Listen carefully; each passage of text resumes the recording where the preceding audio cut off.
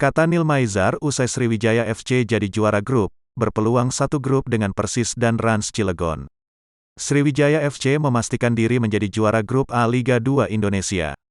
Hal itu tak lepas usai Sriwijaya FC berhasil mengalahkan KS Tiganaga dengan skor 1-2.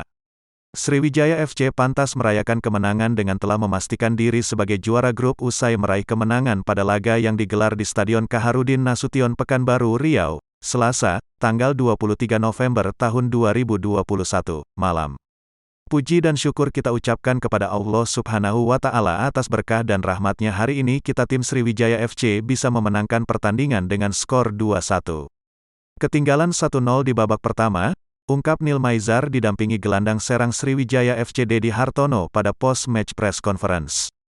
Di babak 8 besar SFC akan masuk di grup X sebagai juara grup A akan berjumpa runner-up grup B, antara Rans Cilegon FC dan Persekat, yang sama-sama mengantongi 17 poin dari 9 kali bertanding. Jangan lupa subscribe, share, komen, dan like ya!